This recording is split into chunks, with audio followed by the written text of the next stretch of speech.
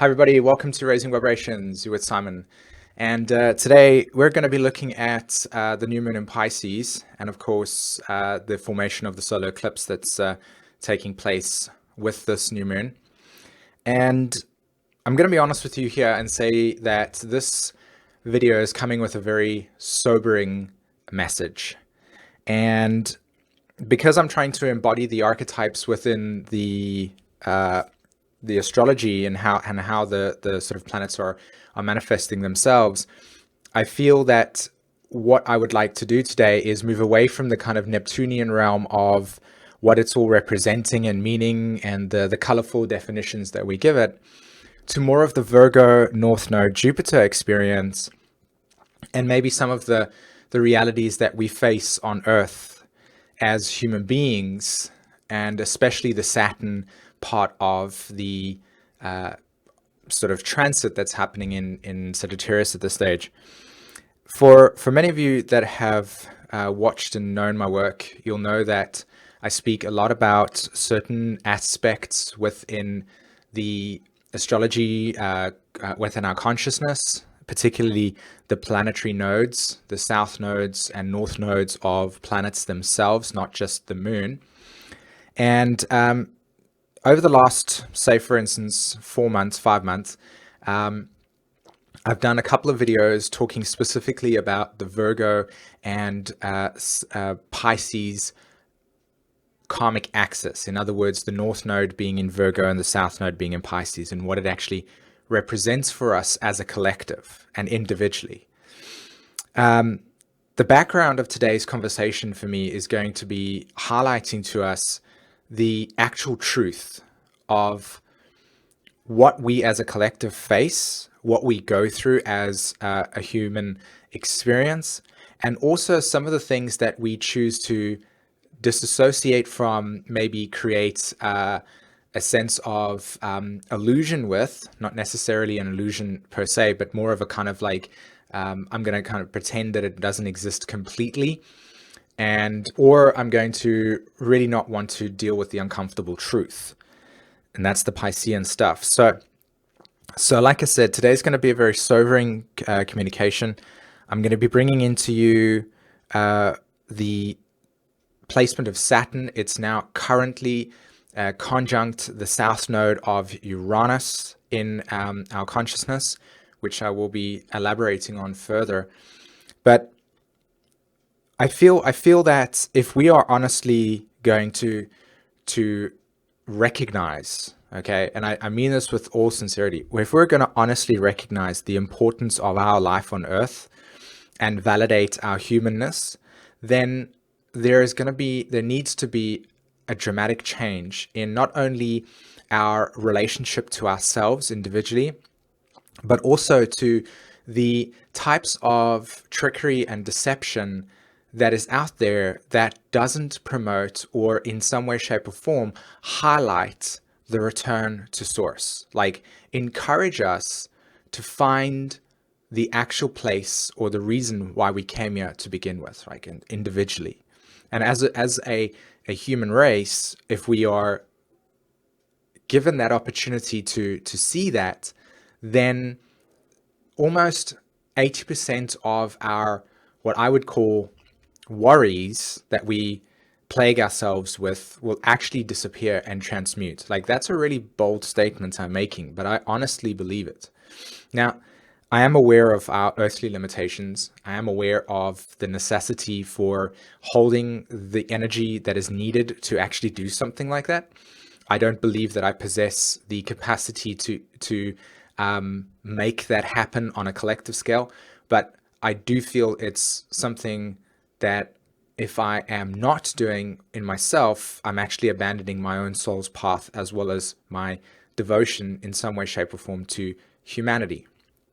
So as I said before, this video is going to really hit down to the core of something that I feel we need to be addressing, and not only within yourself, but also as a collective, so that we can actually eradicate, or at least in your life, like that will probably be the most important thing really, is the capacity to actually transmute and empower it within yourself, and to actually align yourself with these truths or these deceits that are plaguing our psyche and actually causing the society to be incredibly sick.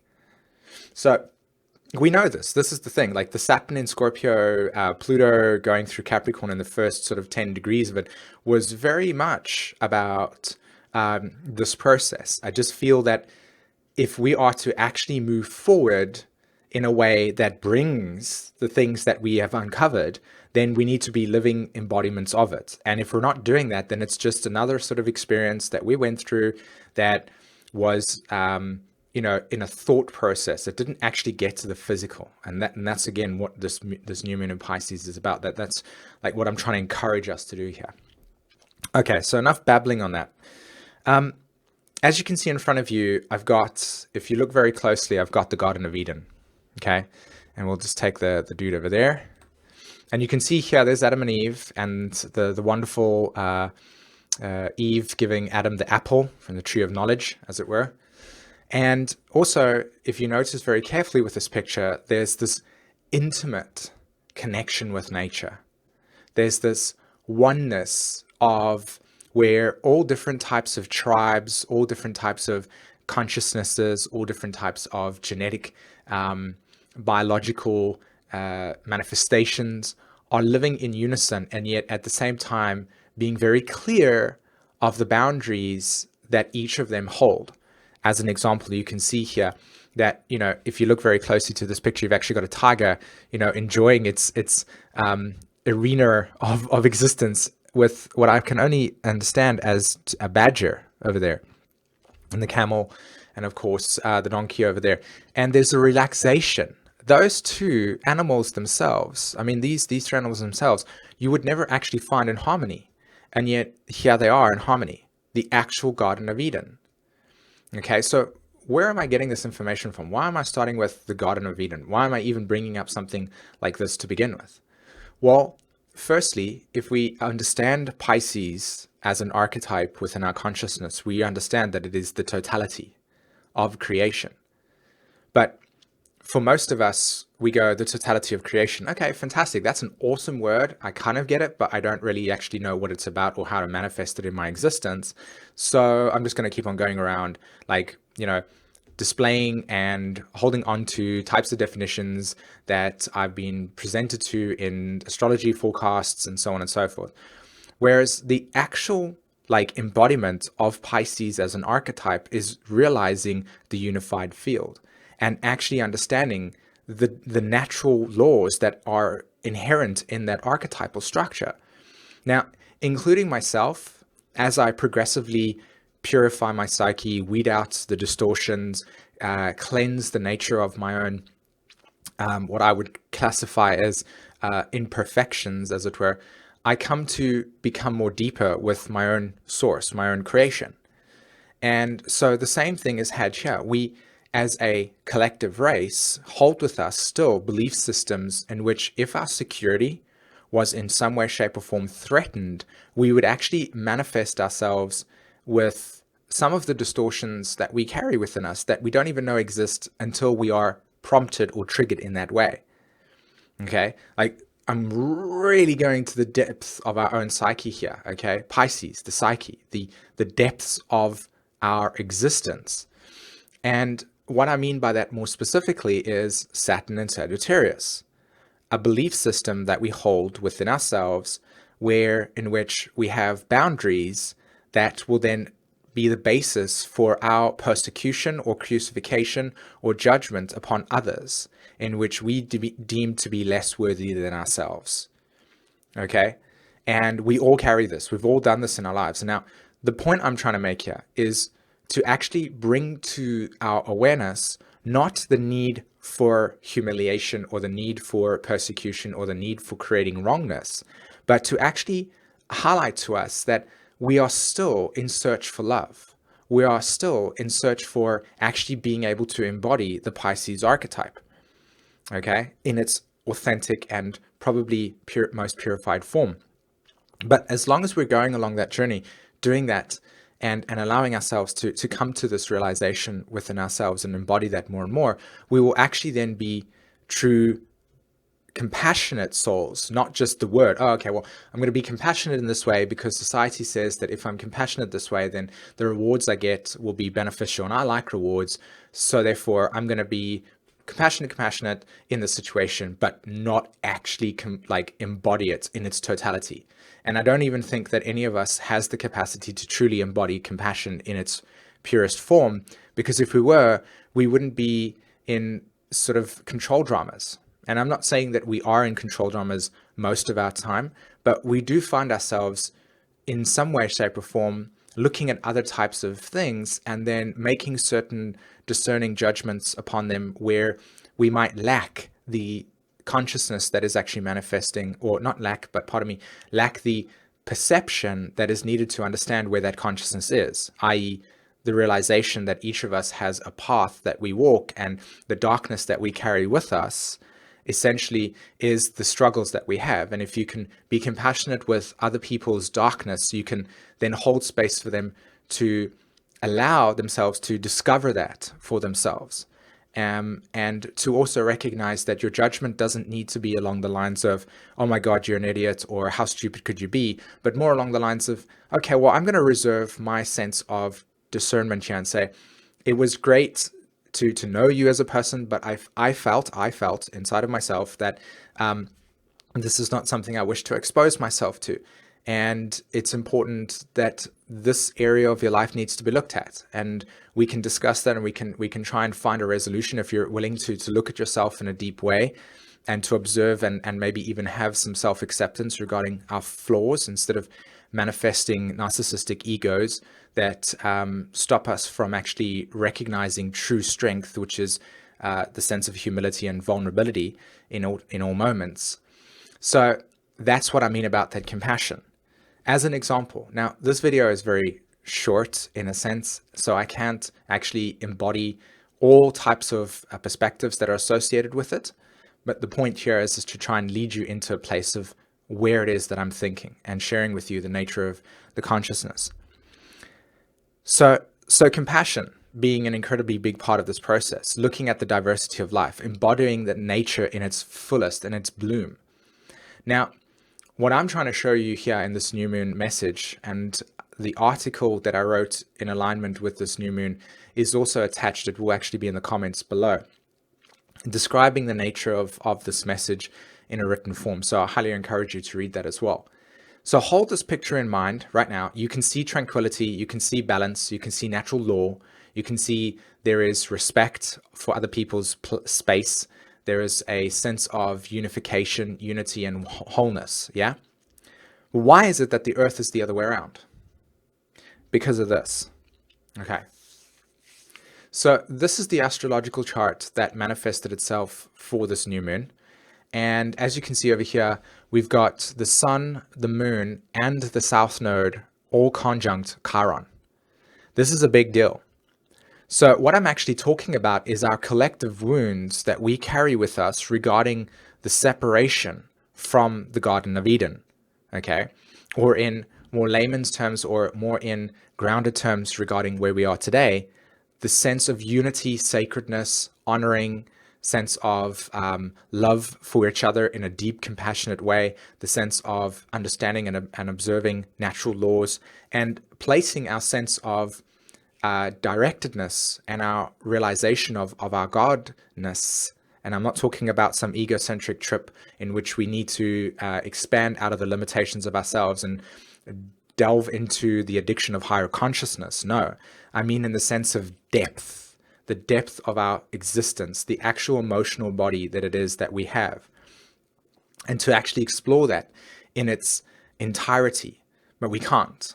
And this is what this new moon is trying to, or should I say, I'm trying to embody with this message here. This wound that we carry regarding all of the patriarchal distortions, all of the past life memories that are contained in the south node of Uranus, situated here in Sag, where we as a collective race, dating back almost 6 to 8,000, maybe even longer years ago, where we lived in matriarchy. We were humbled by the nature of God in its entirety, the universe, and we followed the cycles, and yet we didn't find ourselves actually wanting to expand in a way that was healthy for us. So what happens is that we have the masculine archetype needing to discover itself, and that is living through the heart. This is why now we have the masculine energy and the feminine energy on the planet, and most men carry the feeling of their heart being wounded by the woman, and the woman or feminine archetype carrying the wound of not being good enough or being too controlling or overpowering and emotional manipulative and stuff like that. So we carry with us the south node of Uranus, of where we actually have trauma regarding our natural roots. Uranus correlates to trauma. The reason why is because we have shocking experiences that lead us to detach from our physical reality, that then over a period of time allows us to disassociate. So we find ourselves in soul fragmentation.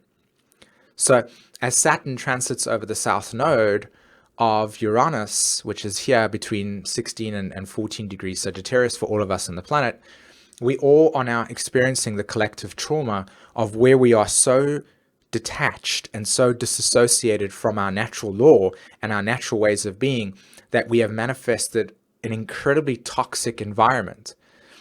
That most of people today that have maybe children, even the Pluto and Scorpio generation, the souls that were born between 1985 and 1995, that carry an incredible sensitivity towards toxins, gluten products, for instance, milk allergies, things like basically anything that I can name is something that at least one of us carries within ourselves. And yet what we do is we cover it up with the Band-Aid, and we don't look at the actual cause for those things. And this is what I'm talking about, the misalignment within our natural law. And we basically have a sick society. We know this. We know that the nature of our consciousness is consistently promoting for us to put Band-Aids over it, because it means that if we had to actually go into the depths of the issue itself, it means hard work. It means taking a fork and digging into the underbelly of our rotten,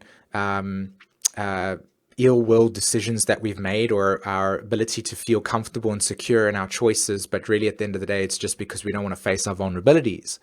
These are the types of things that I'm talking about, where we consistently, by making choices to keep quiet in situations where there has been social injustice, where we look at certain situations and go, it was inconvenient to me, so therefore I'm not really going to open up about what was really important here.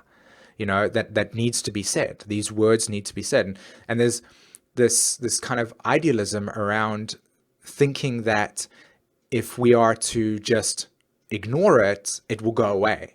And yet the irony of the situation, or the paradox of the situation, is that it actually has the opposite effect. And then we get incredibly confused when stuff occurs to us and happens to us, where we then, through the experience of being victimized by an overpowering situation, create all types of excuses and blames that crucifies and perpetuates other people's actions instead of looking at ourselves. And that's a deep, deep, deep, deep truth that we all have to come and face at least once in our lives. And when I say once, I don't mean it in the sense like, okay, now I've done that and now I'm sort of a savior. I'm talking about the fact that realizing that is what you have to do all of your day. And that when you can action that in yourself, then you're on your true path. Then you're on your actual meaning for your existence. So when we take responsibility for the stories that we live on Earth, we actually then become ambassadors of light. We become ambassadors of the realization of that this incarnation that we chose to have, remember that we chose this incarnation. This incarnation that we chose to have is the embodiment of our choices, of our experiences and our karma that is attached to it. So when we take responsibility for our pain, which is probably the last thing that any of us will want to do, because why in God's creation, to put it in quotes, would we even consider something like this? Why would I come onto Earth with this horrendous stuff over here and choose to evolve through pain? The irony of the situation is that's the actual catalyst for us to deepen our compassion, which then brings us to a natural space within us where we understand the grief that we as a human race have gone through and still go through. And if we're not going to, in some way, shape, or form, choose to recognize and surrender to this chaos, then we might as well just keep on looking at YouTube videos, disassociated, playing the sort of, I don't know, the tune of getting stuck with virtual reality goggles and the nonsense that keeps us distracted and disassociated from the actual thing, spending thousands of hours on Facebook. I'm making really strong opinion and statements over here. I recognize it, but I'm also at the same time wanting to embrace and also encourage us to not be afraid to say things that we feel that are emanating from a deep sense of pain or woundedness within ourselves. And that the more that we do that, the more we can actually show people what it means to truly be courageous. And the courage part is the thing that gets us going.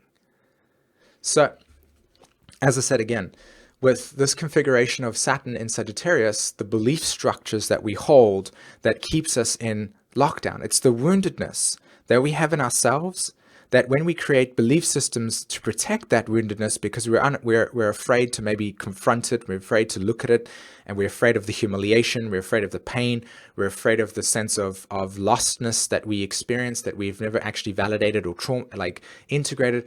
All of that type of stuff is so incredibly overwhelming that it's just easier to just go, look, I'm going to buy my 6-pack of beers, I'm going to watch the football game, sit on the couch, and I'll click the like button on the thing where I can see that a majority of people that are living in a different part of the world have really got it shit. See, the point is to not make us feel guilty. The point is to not make us feel like there's something wrong with us. The point is to encourage us to recognize how much of our human potential we don't actually honor because of our laziness, because of the fact that we don't have anybody encouraging us to be more of the present energy on the planet. End of.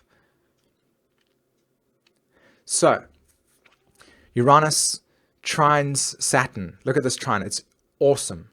Okay, Aries, Sag, new belief systems coming into play. And then, of course, we've got this beautiful thing here where Pluto in Capricorn is then also trining the North Node and Jupiter over there. So there's some wonderful earth and fire energies present with us, along with this Pisces pileup, as it were. And so we get this opportunity to cleanse our emotional bodies and the physical matter. And then we get to breathe fire into ourselves, with new excitement, with new sense of purpose and meaning. And we get to break the spell that has been cast over humanity for such a long period of time to keep us in this place. New Age deception, clear example. Okay, so what I've done now is I've kind of really put into this thing the depth of where I feel. And I want to now bring to us the next page, or the next part of the Garden of Eden that I originally opened up this conversation with. Okay. Now, again, why is it that we as human beings and humanity struggles to actualize itself to the core and depth that it is humanly possible? Why is it that we don't know how to understand love in its deepest form? Why is it that we run around with egocentric ideas and perspectives about what it is versus actually being living embodiments of it? Because when we're living embodiments of it, there is no need to ask questions about where am I supposed to go, or what am I supposed to do, or how do I get past this? This is about actually then knowing that your birth experience already contains its blueprint and the seeds in there. You've just got to give it water and nourish it with sunlight and nurture the moon, the sun and the moon, and watch it grow. Watch yourself grow, and then become a representation of that, ambassador of light again. So why is this not the case? Well, because of complete and utter distortion and deception and misdirection and trickery. It's end of. It's literally like that, okay? In biblical terms, we have duality, okay? When we incarnate into this plane, we all carry with us a core wound, a common wound. I've spoken about this earlier in one of my other videos, okay? A core wound in which we incarnate and we are separated from the womb, right? So the umbilical cord gets cut, we're separated from the womb, we come into this reality, and what is the first thing that we're met with? In most cases, man-made laws, man-made ideas, perspectives, and ideologies and illusions about what it is that we think we are superior to nature. And that all of a sudden, all of our technologies and our advancements and so on and so forth have got a very subtle, sick, distorted narcissism about it. Now, it's really important for you to recognize that whenever you're going to, in some way, shape, or form, objectify the nature of the darkness in something, it's also important to recognize the light that is simultaneously existing in it. So the paradox here is that even though we do have man-made laws that have got this sickness about it that is held in its duality and darkness, there is also that we are trying to do good. Not all man-made laws are put in place to keep us enslaved. Not all man-made laws are to create things that are against us in some way, shape, or form. I'm literally just saying that the nature of our relationship to who we are and what we are has been so severely severed that our intuitive capacities, our sense of being able to trust ourselves, to know what the difference between intuition and inspiration is, all these things plague us, and we are lost in a friggin' maze. Because that initial separation caused us to be in darkness, and we are not encouraged to find the light, i.e. we are not encouraged to reconnect. We're not encouraged to see where that reconnection and how that reconnection takes place. So, Lucifer, the bearer of light. In biblical terms, as well as in most patriarchal societal structures and now existing in our culture today, it is the New Age concept, right? Don't hate, right? Don't speak your truth because you're being da-da-da-da-da. Lucifer is asking us to be very strong within our ego structure, right? Strong in our ego structure in the sense that if we don't feel like something is appropriate for us, or if we don't feel that that energy or that vibration or that place is serving us in some way, shape, or form, then we need to step up and say that. But what happens is that when we speak up, when we actually open our truth and we allow other people's distortions and illusions, etc., to be shattered, i.e. where the ego is still holding on to its need for survival, then what we have in return is massive chaos, judgments, criticisms, other people's projections of pain, etc., etc. And so this is the perpetuation of this Lucifer thing, right? Separation amongst people, instead of the acceptance of different truths and how those will naturally create laws amongst us, where this is my habitat, this is what I naturally find in, this is where I enjoy myself, and that's where you enjoy yourself. It's great that you're seeking God through that way. I'm seeking God through this way, and we can still be in communion, but it doesn't mean that we have to look at each other with complete animosity and anger and go, my God is better than yours, so I'm going to, slam you and, create judgment, etc. So the Lucifer archetype is the fallen angel, and he represents where we actually turn to God and say, look, you're acting a little bit crazy at this point in time. I'm kind of not really feeling your vibe at this stage. So I'm going to kind of be over here, and I'm going to kind of just hang out with myself, with my own sense of like what I know to be true for me.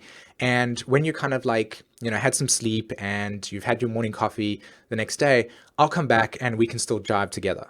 Like, that's the actual Lucifer story. We will always come back, but we do have the choice to always just disagree and say, difference of opinion here, buddy, right? So this is the actual authentic representation of Lucifer in our chart. It is the bearer of light. Lucifer means bearer of light and morning star. In pre-Christian mythology, he was also called Shahar, and the other words that are over there, okay? Or dawn bearer. He is not the fallen angel or a name for the devil, but the morning aspect of the planet Venus. Venus is also personified as a goddess called Aphrodite in Greek. There is no need to fear Lucifer Venus. This is our inner and outer relationship to ourselves. This is how we validate our experiences.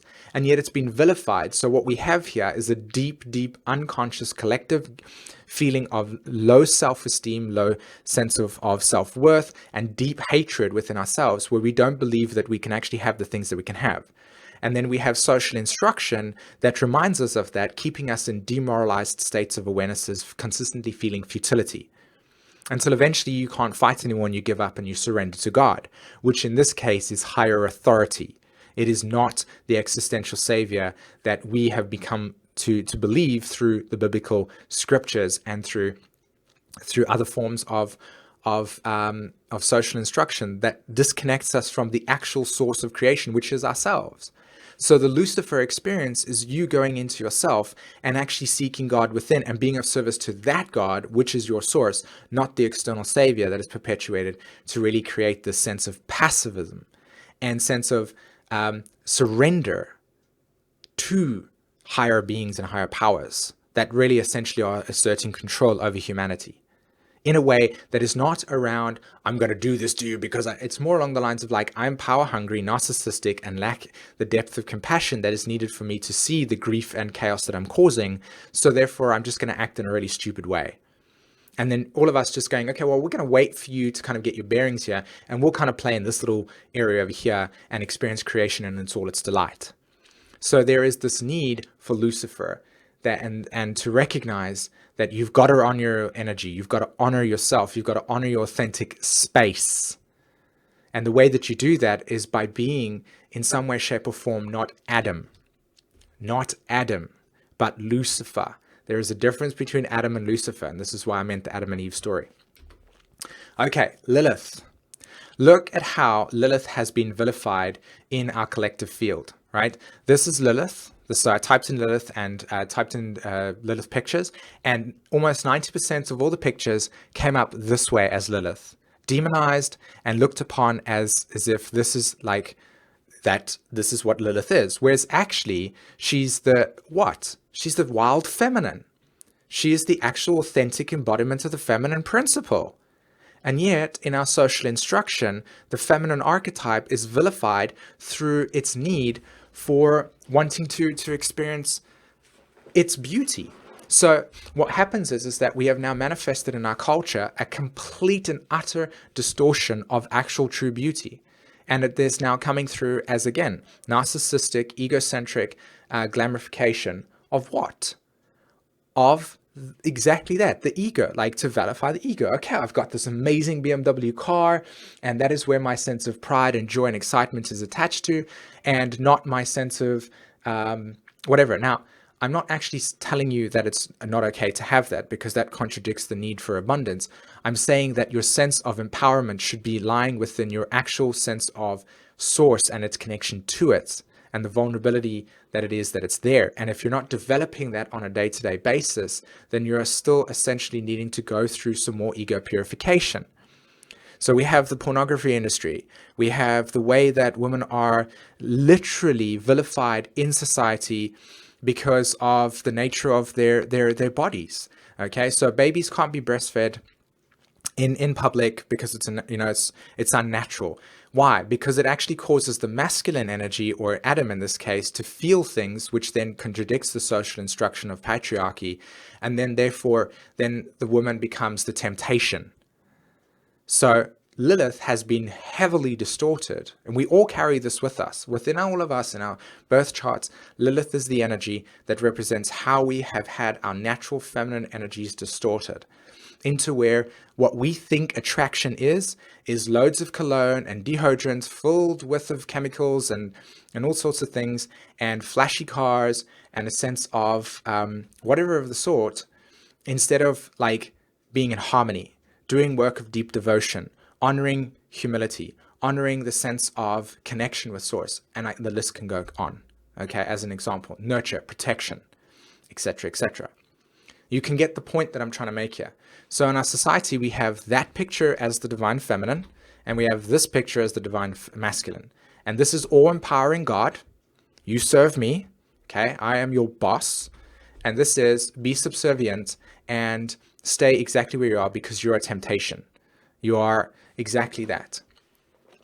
You're not the feminine. We cannot then look at you as if you are beauty and the embodiment of beauty as the feminine principle, right? So what we have here in our reality and social instruction is patriarchy. There's the angel, in that sense. The man gets his newspaper and his coffee.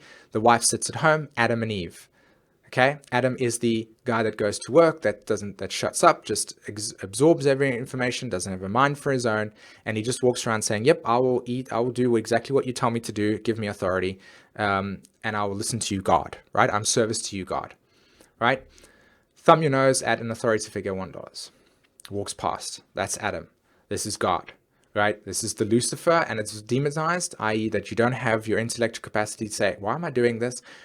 Your rates are this way." Question, doubt, discernment, the ability to get knowledge, the ability to stand up for yourself, etc., etc. Right? Have your own opinions, write to your own thoughts. And then the Eve experience. Okay, I'm here to serve you, God. Therefore, I'm here to serve you, Lucifer. Whatever your needs are, your breakfast is done. All my emotional feelings, etc., put aside, because it's the masculine that is here, and I've got to be in here at this point in time. I've got to pick up the kids, and I'm not allowed to creatively self-actualize. Why? Because when I creatively self-actualize, I actually then bear the fruit. I bear the apple. I bear the tree of knowledge. Masculine and feminine principles united together within yourself creates the third Christ consciousness. All right. So we have a disassociation from it, and we are lost. We are lost for finding the connection. We play out these roles, basically. So another thing that's awesome, we teach our children, we teach our young minds, and we encourage them to understand what it means to grow up in a world where you are subservient, and you are, subservient, and you need to atone, right? Masculine energy. You will do what I say, because when I'm at work, that's what my boss tells me. So when I get home, I then have the ability to tell that to other people that are more disempowered than me. And the feminine archetype, well, I must be ashamed for my beauty. I must be ashamed for all the things that I have that I represent in the feminine archetype. So I must atone. Therefore, I must be treated and persecuted from all sorts of things and have no sense of self-worth.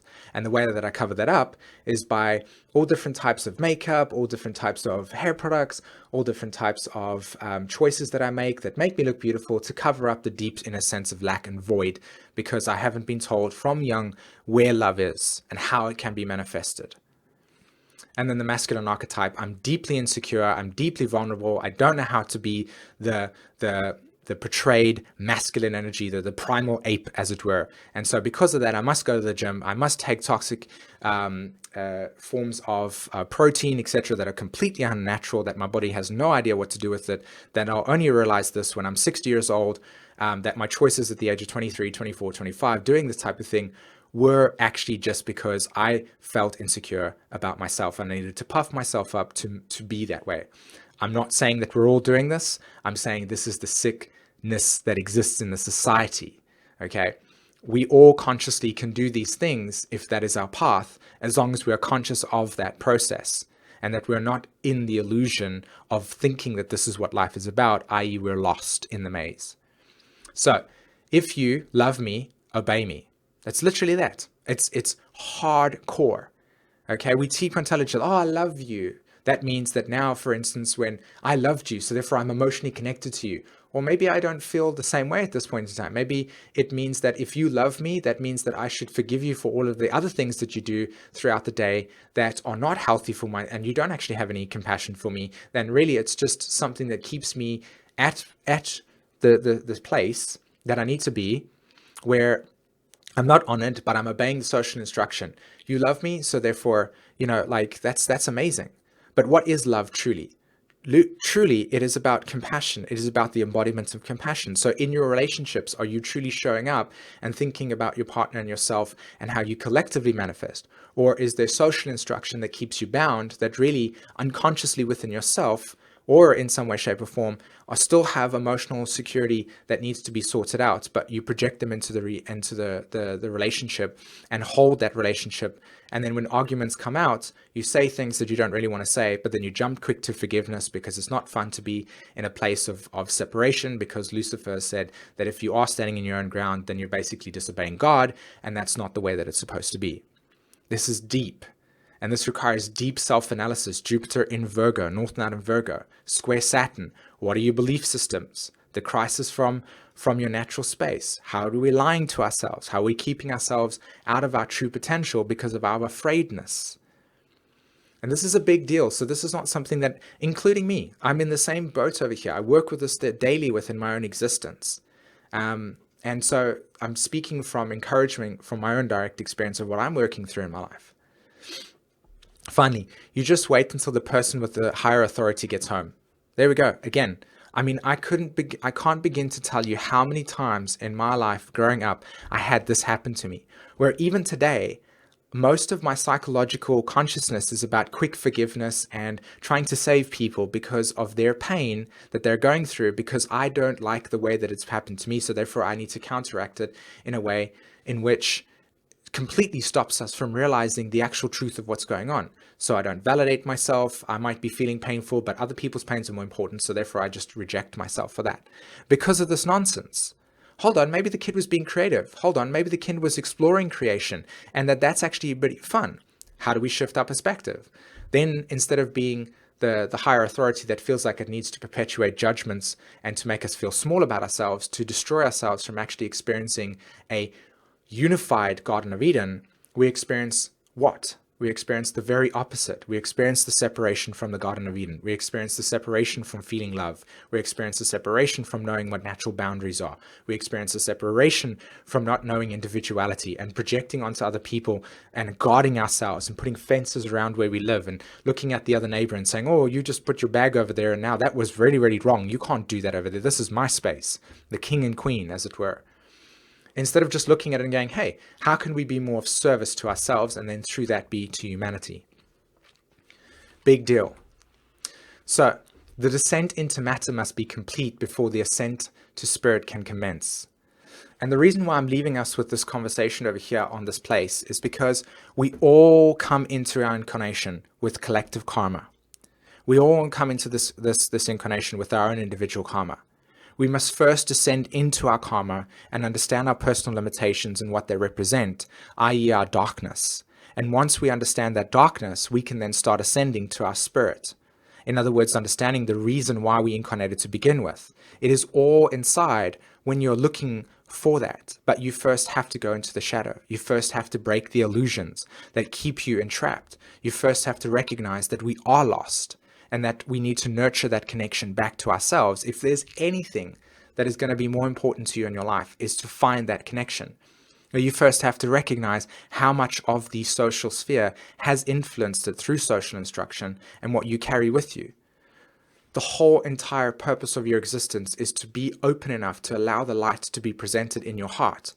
But if your heart is shrouded and cloaked and encased with hate, because of unresolved emotional stuff that you haven't processed, you haven't acknowledged some of the trauma that you've gone through in your life, yada, yada, yada, then you will never be able to open up your heart because you'll never know what it is to feel pain. So you are disconnected from your body. We are disconnected from our bodies. And that is what the Garden of Eden is all about. The whole entire biblical story is to separate ourselves from this physical world because the love is so absent that it is unbearable to actually be in it. So therefore, we find ourselves going out into the world and making horrific choices when it comes to our bodies, making choices where we don't honor the natural organism that brings us here. We validate sick experiences in our lives. And then what we do is we go, I need that job because how am I going to survive? And the body's going, dude, you realize that I'm so sick at this point in time and exhausted and I can't actually function. And the reason why you're in bed is because you're not looking after me, but you're telling me that your existence is based on the fact that now you can't get to work because you won't be able to pay your bills. How are you going to have that job if the body doesn't work, period? So this is again the point. The point is that the body, the matter is so important. Currently at the moment, my children, as well as the current sort of climate here in Sweden at this point in time, is bringing a lot of sickness out. Okay, people are getting sick because of the weather change, etc. Now, I can either go to the store and dose myself up with all pharmaceutical products that will essentially numb my body and then stop my body from actually healing itself naturally, because I'm essentially giving it information to say, we're here to not inconvenience you, or to create the experience so that you're not inconvenienced so you can get on with your work. Whereas my body's saying, dude, you need to rest a bit. You need to chill out for a bit. You need to pay more attention to some of the things that are important for you to relax, and so on and so forth. And please, can you give me an extra boost of vitamin C, vitamin A, etc., etc.? That's what it's saying. And if I can acknowledge that, then all of a sudden the experience of being inconvenienced by a common cold or whatever of the sort is felt over one day versus over a week. But we don't recognize that connection entirely and understand the necessity to think that way, because the Garden of Eden and its myth and the way that it operates, we are so separate from our natural state. We are so separated from what is healthy for us. And so if I can encourage you to recognize and embody the new moon message here today, this is what it is about. We are needing to connect back to the body. We are needing to connect back to the emotional center, and we are needing to see our pain as the process that encases our liberation, our freedom, our sense of knowing where we are supposed to be. The collective grief that we carry as a human race at this point in time is going to reach a point where the darkness is going to be so overwhelming that people are just going to exit. We have a choice at this point in time of those who are awake to understand that we need to hold the light. We need to be able to show what it means to be able to rescue ourselves, not by climate change existential things, but by making choices where we recognize more healthy, conscious, high vibrational experiences that bring us in alignment with nature, not separating from nature. Nature is not telling us, stop vilifying it. Okay, there's loads and loads of content out at this point in time that is telling us that nature is going to wipe us out, and it's all powerful. That just keeps us in fear. We as a human race can make the choice to change that. And if we're in a place where we can make that change, it begins inside. Awesome, guys. Thank you so much for allowing me to share this video with you. I really hope that, I didn't take up too much of your time. I know the video was quite long, but it was something that I felt passionate about sharing, and I really hope that you enjoyed it. Be sure to check out the article that's in the comments below. And if you're interested in the work that I do, my website is also in the comments, and just click on that and you can participate and interact with different types of services that I have and stuff. Or if you feel like just sending me an email saying, hey dude, I really love that, that would be great as well. Thanks guys. Have a wonderful week. Bye.